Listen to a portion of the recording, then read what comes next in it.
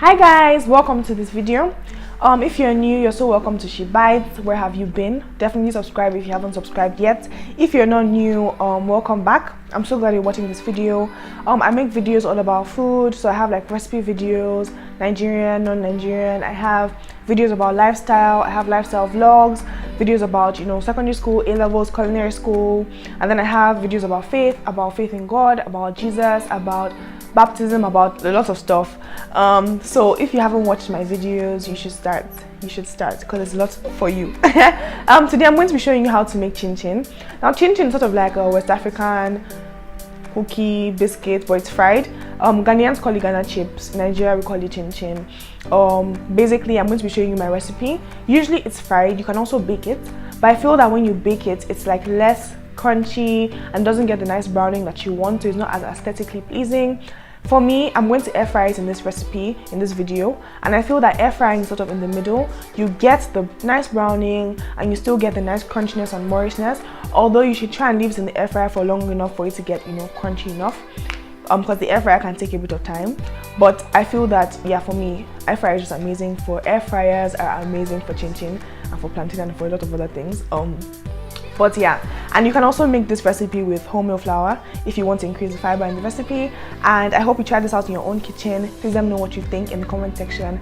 Like this video if you liked it, and share it with your friends and family who you think would enjoy it. So thank you for watching, guys. See you in my next video. Bye. For ingredients, we're using 1 kg of flour, some cinnamon or nutmeg, 125 grams of margarine, 125 milliliters of evaporated milk, 150 grams of brown sugar, a pinch of salt, and about 350 milliliters of water. You could also just use about 500 milliliters of fresh milk if you would like, instead of the water and evaporated milk. So mix your nutmegs, your cinnamon, your salt, and your sugar into your flour. Next, add in your margarine, and what we're going to do now is we're going to rub it into the flour. This method, you have to do it until your flour and your butter resembles breadcrumbs. You should do it in a cool environment so that your butter doesn't melt, and you also try not to handle the dough too much at this point. Then you can add in your milk, and then we're going to start adding our water in gradually. I add my water gradually just because sometimes it depends on how hydrated you want your dough to be. This is quite a hydrated dough, so you can actually add in a bit more water than I did at the start. But for me, when I'm making chin chin, I just like to add it in gradually.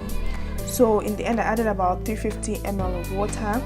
Then when you've added all the water you need to add, you just want to bring the dough together nicely until it forms a nice ball. So when you've been able to bring your dough into a ball, you want to knead it lightly, not for too long, but just to get the elasticity and the gluten going in the dough. Next, because I have a big ball of dough in this case, I'm going to divide it into 4. So you're going to have about 250 gram chunks of dough. Then I'm going to prepare a tray, which I'm just going to sprinkle with some flour for my chin chin after I have cut it up. Get your first bit of dough. I'm going to roll it out to about a 0.5 centimeter thickness. Many thanks to my cousin Timlade for this beautiful rolling pin. So next, just roll out your dough. It's sort of an elastic dough, so it's a bit difficult to roll out, but just keep going until it's nice and thin. You could also cut it into smaller amounts if this is too much for you. Next, we're going to use our dough cutter. You could also use a knife to make straight lines through the dough. I'm really sorry my lines are not that straight, but guys, I tried. And you can do these square shapes like I'm doing here, or you can also do many other different kinds of shapes of chin chin depending on what you like.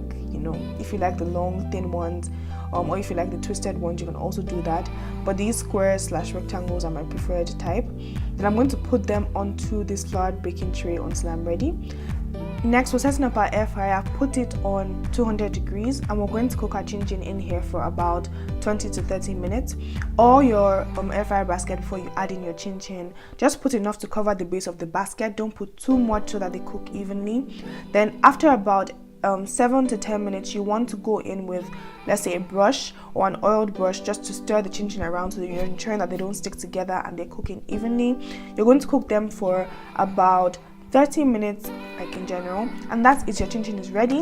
One tip for the air fryer is that try not to put so much flour on the chin chin before you put them in there, because there's no there's not so much oil to take the flour off. So there we have it, our beautiful air fry chin chin. Thank you for watching. I hope you enjoyed this video, and I hope you share it and like it if you liked it. Bye.